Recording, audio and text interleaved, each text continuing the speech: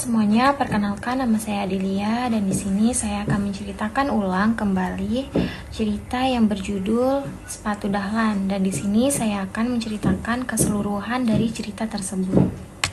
Oke, jadi pada bagian awal novel Sepatu Dahlan ini diceritakan kembali kehidupan Dahlan Iksan kecil yang berasal dari keluarga yang sederhana dan keterbatasan hidupnya di sebuah desa.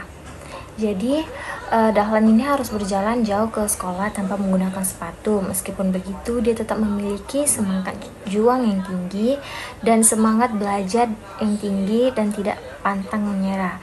Karena Dahlan ini juga dikenal sebagai anak yang rajin dan pantang menyerah dan memiliki minat dalam bidang olahraga, khususnya bola voli. Dan seiring berjalannya cerita, kehidupan Dahlan tidak menjadi lebih mudah.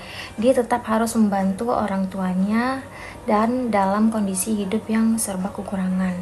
Namun hal itu tidak membuatnya menyerah dan Dahlan terus berusaha untuk bersekolah dan mengejar cita-citanya.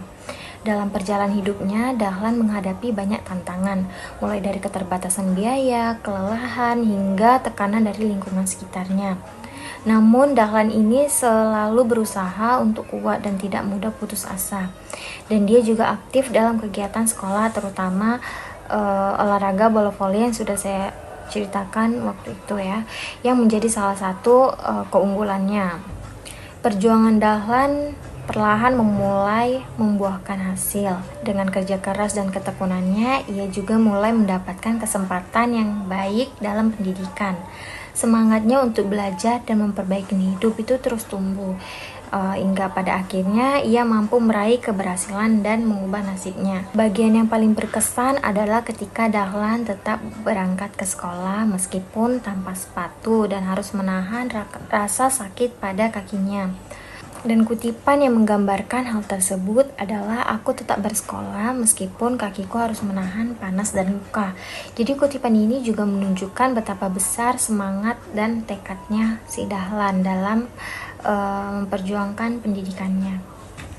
Jadi dia tidak menjadikan keterbatasan sebagai alasan untuk menyerah, melainkan sebagai motivasi untuk terus maju. Dari keseluruhan cerita dapat kita pahami bahwa keterbatasan bukanlah penghalang untuk meraih kesuksesan. Dahlan mengajarkan bahwa kerja keras, ketekunan, dan semangat belajar itu merupakan kunci utama untuk mengubah kehidupan. Selain itu, pendidikan juga memiliki peran yang sangat penting dalam menentukan masa depan seseorang.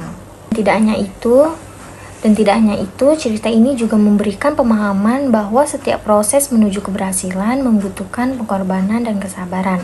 Dahlan menunjukkan bahwa kegagalan dan kesulitan merupakan bagian dari perjalanan yang harus dihadapin, bukan dihindarin. Sikap pantang menyerah dan keberanian terus mencoba menjadi nilai penting yang dapat diterapkan dalam kehidupan sehari-hari. Jadi melalui kisah ini saya juga menyadari pentingnya rasa syukur terhadap kondisi yang dimiliki saat ini. Apa yang terlihat sederhana bagi kita itu bisa merupakan hal yang sangat berharga bagi orang lain. Oleh karena itu, cerita ini mendorong saya untuk menjadi lebih menghargai kesempatan belajar dan memanfaatkan sebaik mungkin. Jadi melalui kisah ini saya juga menyadari pentingnya rasa syukur terhadap kondisi yang dimiliki saat ini. Apa yang terlihat sederhana bagi kita bisa jadi merupakan hal yang sangat berharga bagi orang lain. Oleh karena itu, cerita ini mendorong saya untuk lebih menghargai kesempatan belajar dan memanfaatkannya dengan sebaik mungkin. Oke, jadi kesimpulan saya, buku yang berjudul Sepatu Dahlan ini merupakan kisah yang sangat inspiratif dan juga penuh memotivasi.